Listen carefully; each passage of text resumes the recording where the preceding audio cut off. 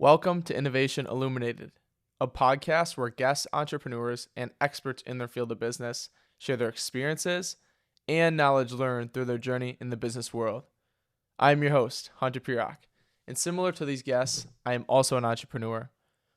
Today is going to be a special episode. I'm going to try to do these once a month, where it's a solo episode where I talk about all that I've learned from these past couple episodes with guests, and I want to focus on a topic each time about business. So this episode is going to be on a crash course of starting a business from start to finish. I've started 3 businesses, and I'm sure my opinions will change a lot through doing this podcast with guests as I learn different ways of how they've conducted their business to make it a success. But I've learned a lot from starting my 3 businesses, and like I said, my opinions will probably change, but for now, this is what I've learned about starting a business. Let's start out with the idea. So every business starts with an idea. It's either an idea or a dream. It doesn't have to be a dream because it could be something that's not so far-fetched. You could be starting a business that is very similar to one existing, and you just want to improve on something that they're doing wrong. I've noticed that for a lot of my guests, the idea comes from a business that they've worked at in their industry. So, for example, it's kind of an apprenticeship. So they're working in the industry for years, learning about it. Now I want to start my own business, or now I want to acquire a business. They learn a lot through these years of working. For example, I'll go back to this episode. Chad Baker was a guest on the podcast. He worked in the dock industry for 20 plus years before acquiring his own business. Another example is a guest, Tyler Vandermolen. He worked in lawn care and learned the ins and outs. So he started there actually doing door-to-door sales, and then he eventually branched out, did the applications, worked as a supervisor. So he learned the full runaround of the whole business before actually branching out on his own to starting his own fertilizer company. There's still going to be a leap from working at a business to starting your own business. So expect those challenges. There will be a lot of things that are unknown that will occur because at your business, there's probably processes that are installed in all the employees, and each job has their set of things that they have to do. When you start your own business, you're on your own. Everything is up to you. You determine the process, who's doing what everything looks like. So it's a whole new thing, and you're going to encounter a lot of challenges. I'll tell you right now. It's not going to be easy. You're going to run into a lot of roadblocks, but that's where you get to adapt and have fun with it. It's a learning experience every day. After you have the idea, you're going to get into the planning phase, I would say. But this is kind of wishy-washy because a lot of people don't plan, but a lot of people do plan. So I'm going to walk through kind of the benefits of both. So personally, I haven't done much planning for my businesses that I've started, and some entrepreneurs don't like to do this. I know Jeff Bezos, I've listened to a lot of his stuff, and he doesn't believe in planning. He believes in wandering. So he likes to just wander and dive in deep right into the business right away and not know where it's going to go. But he trusts himself in that he's going to come out on top and be successful. I also have incorporated kind of this wandering where I haven't had specific business plans in place when I started the business. And I've kind of changed my mind to where I want those plans in place now, but we'll get to that in a little bit. But some conventional books and classes will mostly tell you that you want to have a detailed business plan. I've learned from a professor when I was in college named Russ Roberts. He taught an entrepreneurship class in college that I was in the Small Business Center at WCTC. And we did a class on business plans, and he kind of talked about it as a road trip. So the business plan as a whole is, say, a road trip from Chicago to LA. LA is your end destination where you want to be. You're starting in Chicago. Your business plan doesn't have to detail every single turn of the trip. He said that it just has to detail if you're going to go left or right out of your driveway. This is interesting because it kind of means that you just need the general direction of where you want the business to go to start. And you don't have to have everything planned out, which I kind of agree with. But at the same time, you kind of need a more generalized plan, or more detailed plan, not generalized, of where the business wants to go. So like I said, I've been getting more into planning myself, and I've learned a lot through this planning. A lot of things that I wouldn't have thought of come through planning.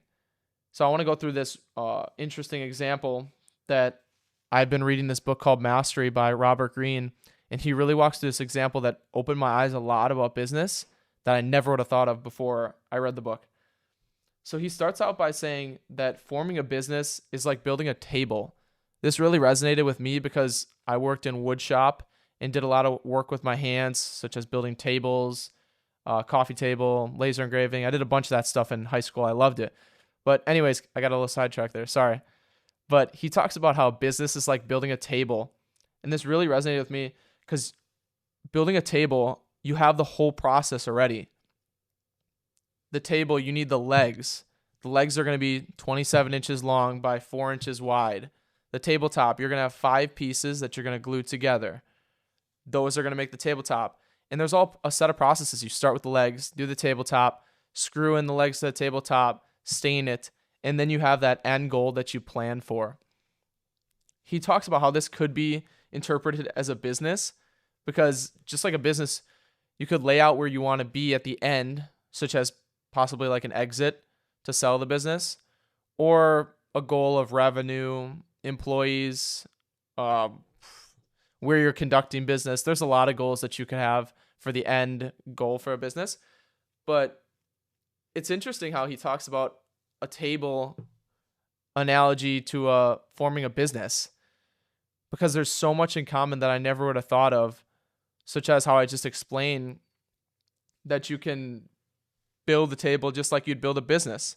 Those legs could be interpreted as employees in the business or a process that you get put in place.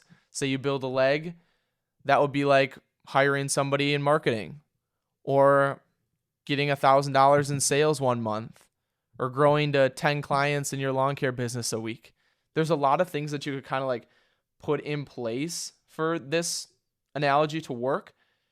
And here's another thing I wrote down that I just noticed is that in making a table, if you just start cutting random pieces of wood at random lengths, you'll never get to the end goal, or it'll take a really long time of trial and error to get to that end goal.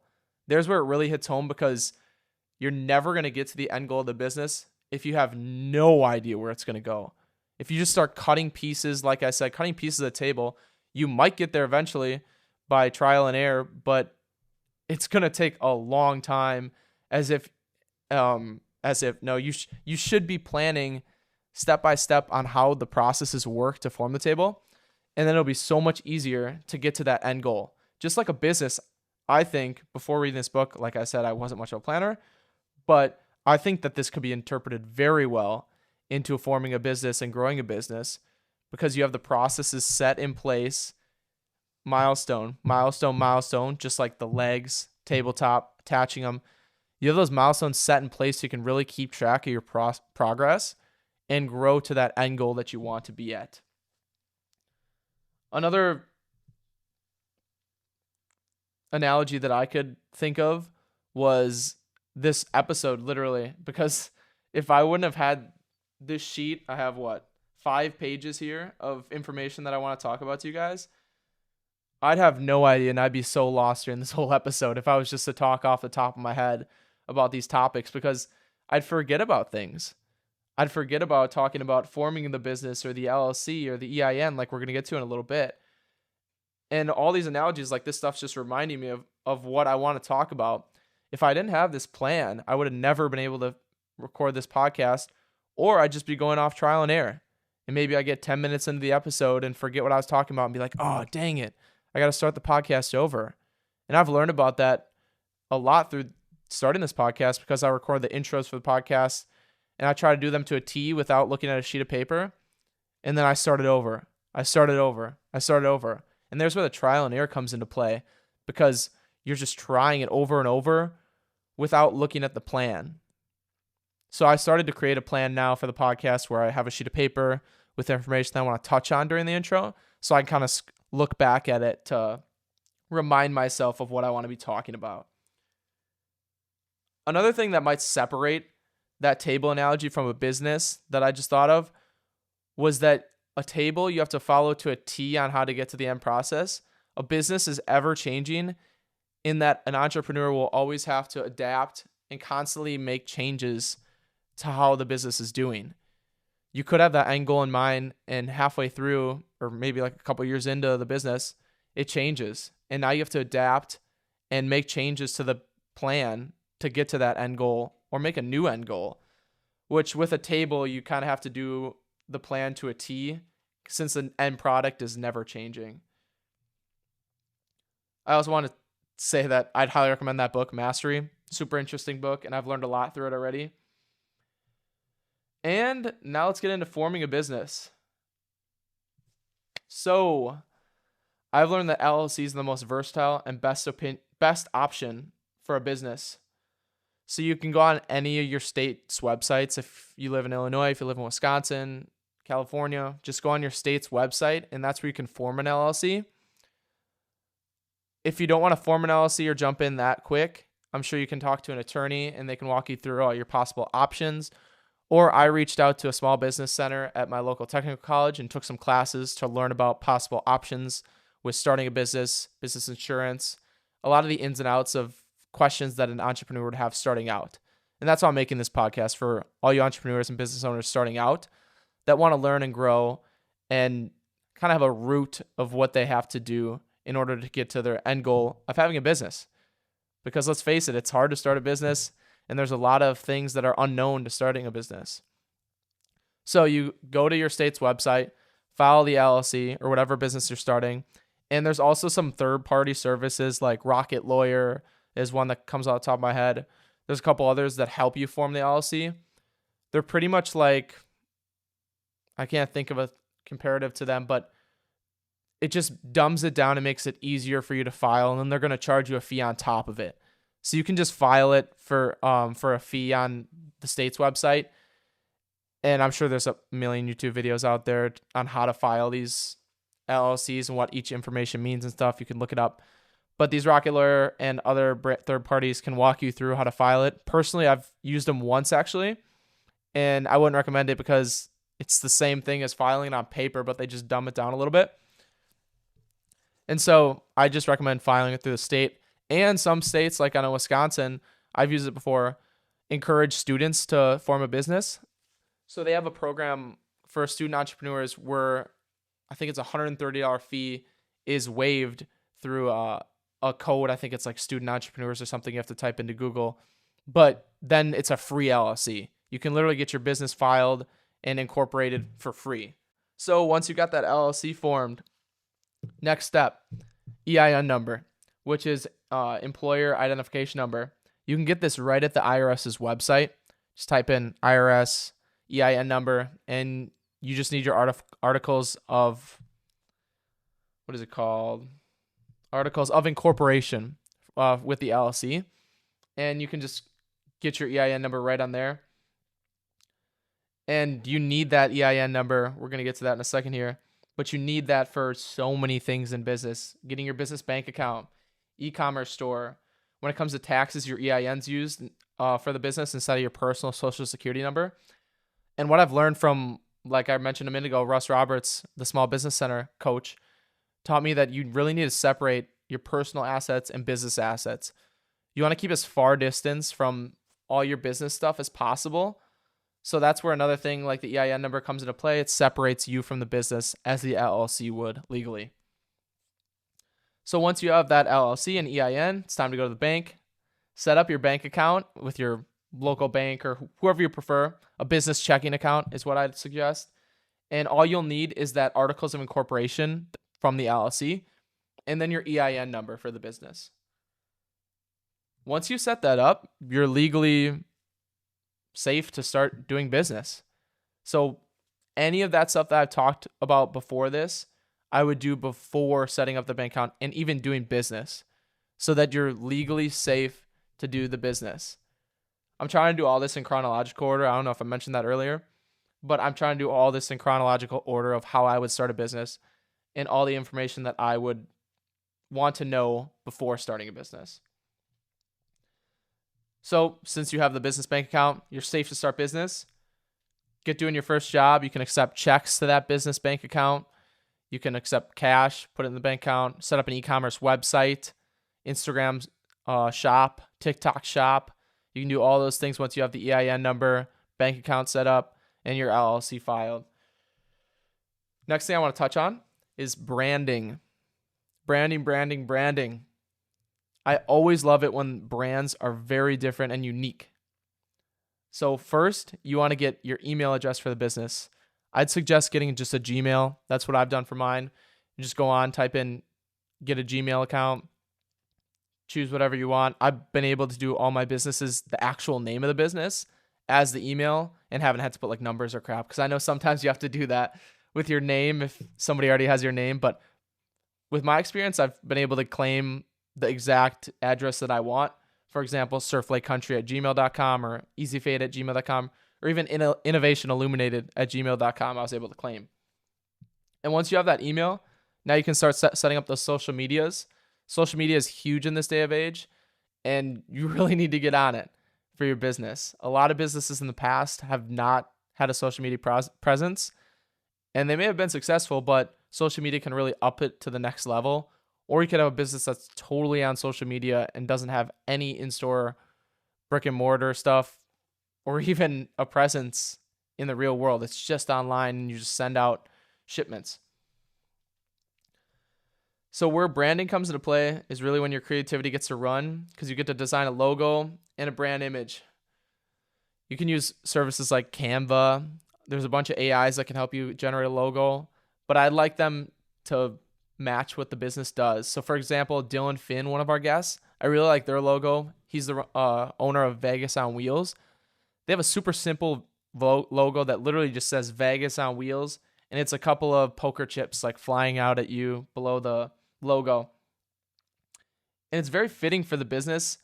And also I like how the dealers for all their events wear all black. So they wear black dress pants, black shoes, and then a black dress shirt that says Vegas on Wheels right here. So it's a uniformed look for all the dealers, which really makes them look sleek all together.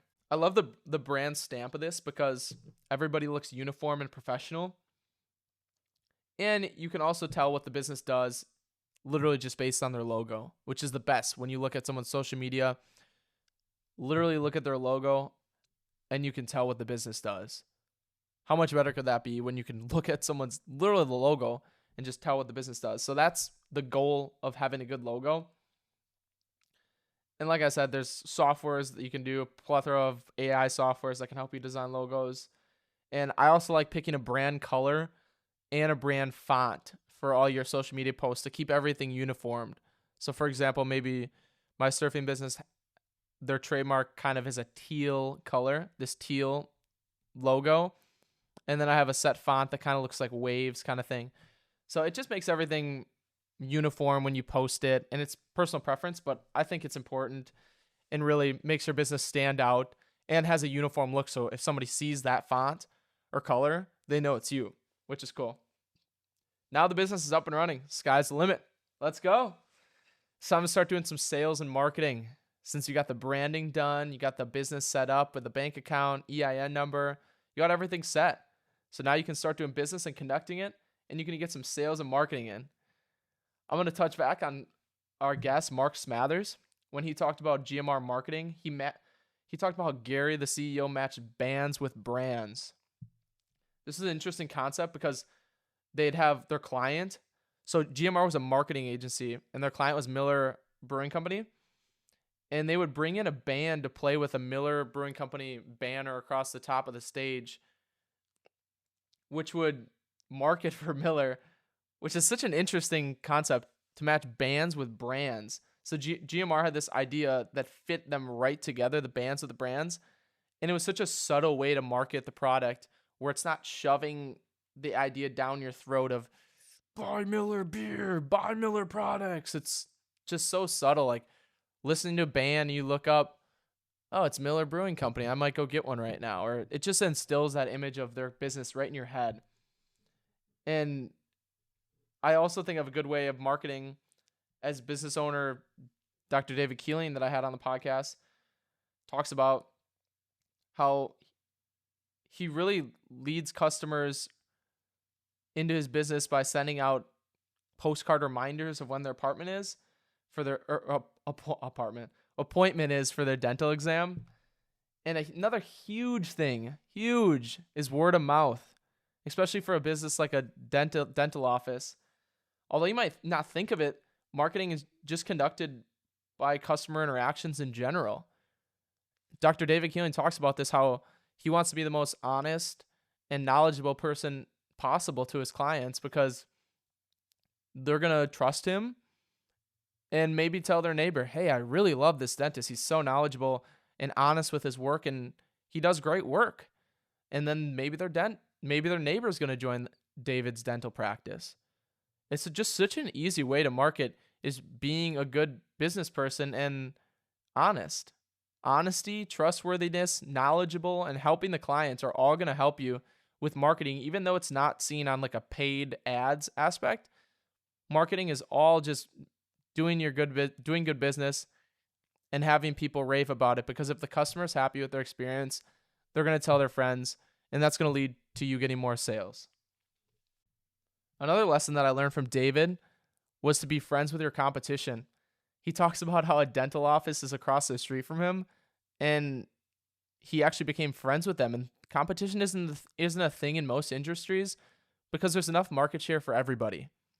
A lot of people don't get this, and they think that they have to invent a product or start a business that nobody's doing.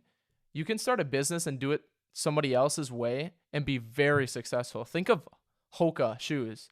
When did they come about? They came about I want to say a year ago maybe, and they're literally the top dog in running shoe right now.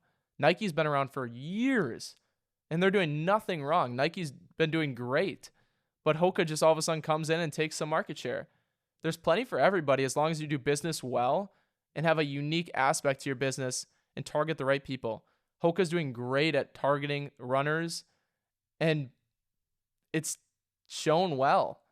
They've taken over a market share in the running shoe industry from just coming up from nothing. Great marketing, great content on their social medias that I've looked at. And like I said, be friends with the competition. You never know what you're going to learn from them, because there's a lot to be learned from these competitors because they might have experiences that you don't have.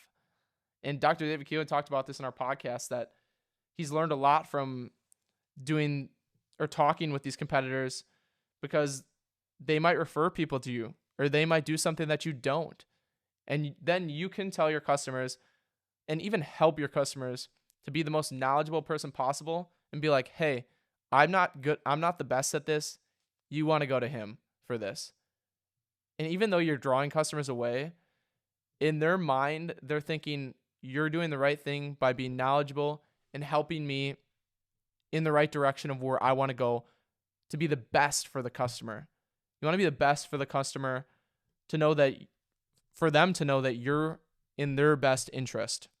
Now that we've talked about everything from forming the business to marketing it and selling, making sales, let's talk about planning and goal setting now, because it's very important. As I've experienced in forming a business, that after a year, you may have had a successful year making a couple $1,000, good money, you're comfortable, and you don't know where to go next.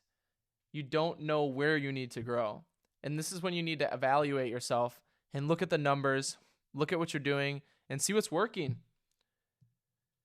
You now know it's possible because you've started the business and have made some sales and have learned from the experience of running the business, that now you need to figure out what's working and expand on it. I was told by Jerry Gendusa, a very successful entrepreneur, and he's actually going to be a guest soon on the podcast. He started MTech, which is, in very short form, they do LED lights for aviation. But he told me to never settle. And I'll never forget that, because it always pops in my head when I feel as though I have not anything to do. There's nothing left for me to do. I feel like I've posted all the videos I want. I've talked to all the customers I want. And I think in my head, never settle. There's always something that you could be doing that you aren't thinking of right now that would help you grow the business, help you get more sales, help you expand your knowledge. There's so much to be learned through growing and not settling. So many people settle and are comfortable in their job and comfortable in there's so many aspects that they can get comfortable in, that you just have to expand and be there. You need to seek out discomfort, because you're not going to grow if you're comfortable. If you're comfortable, you're going to stay making 50,000 a year. If you want to seek discomfort, start doing something that's uncomfortable, and that's going to make you grow. And you're eventually going to get to that goal that you want to get to at the end, because you're seeking something that's not in your comfort zone. You're getting outside that comfort zone. And I know I've struggled with that, because I've not seek that discomfort. I've been comfortable, and after a year business, you're like, it's doing good. I'm fine. I don't need to do anything else. Like, made good money. It's all right. But is that really where you want to be? You want to be that miserable discomfort person that's bored? You're going to be bored if you don't seek discomfort and learn from your experiences and overall try something new. There's nothing to be learned in doing the same thing over and over every day. You need to keep trying something new and learning. To recap this episode, I talked through the idea and planning phase prior to forming the business. Thinking of starting a business like building a table, although a business end product continues to change. That's that analogy that I made earlier as the table making analogy to starting a business. Super interesting, very inspirational, as I can relate to it on many levels. But if you don't have experience in making a table or woodworking, there's so many analogies that you could think of in your field or realm of learning in the past that you could relate to forming a business, because it's just a process. And there's milestones that you want to get to eventually get to that end goal. And everything is like that. There's a process, you learn it, practice it, get to the end goal. Entrepreneurs must adapt and make changes to their work. And I also talked about forming the business with the LLC. So you go to the government state site to form the LLC, or you could use a third party like I talked about, Rocket Lawyer, all those other ones that you could use to form the LLC. They charge a little bit of a fee, and personally, I don't think it's worth it, but it's up to you. After getting the LLC, you can obtain the EIN number on the IRS's website. And once you have the EIN number, now you can form that business bank account, hook it up to your e-commerce store to start taking sales, make an Instagram shop, TikTok shop.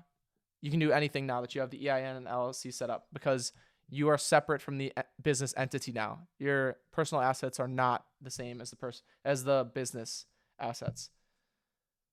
So once you've done these steps, you're off to the races, honestly. You have the e-commerce store set up, you got the bank account set up, you're ready to get in business. I talked about how I prefer brands that have a professional look, a good logo with a specific color and unique font to the brand. I very much like, because it makes them stand apart and unique. Connect with people in your industry, because becoming friends with your competition is something that you'll learn from. And also connecting with people in your industry, you can refer clients to them and they can refer clients to you. Everybody's happy, and you can learn so much from them, because they might know something that you don't. I've learned this multiple times in my surfing business, because you got to connect with people that are in the industry. And I didn't know that starting out. I thought I could just start the business, make a website, make a social media, and pay for Facebook ads. This is seriousness. I thought that that's how you'd start a business.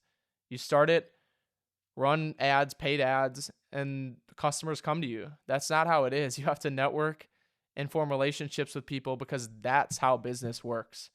Like I said earlier, there's some companies that don't even have social media, and they succeed greatly because they know the right people and they're doing business in the right way. But that being said, I think social media is a very important aspect to business nowadays. So I would suggest forming that social media. And like I said, connecting with people in your industry. Lastly, I believe in continuing to analyze your business and look at your goals. Your goals can change, and that's where entrepreneurs have to adapt and write new goals, learn from your experiences, and try something new. You must make predictions and try to hit them. And if you don't hit them, learn and adapt. It's very important to learn and adapt, because, like I said a couple minutes ago in that very serious conversation, is that it's easy to get comfortable. You won't adapt if you're comfortable. You have to continue to learn and try new things. I hope you guys have the best of luck in your entrepreneurial journey, and I'm wishing you great luck and have fun with the experience because it's something that not everybody tries. And I love it. And it's so much fun and a continuous learning process. As I said, continue to learn. And I wish you the best of luck. Thanks for tuning in to Innovation Illuminated.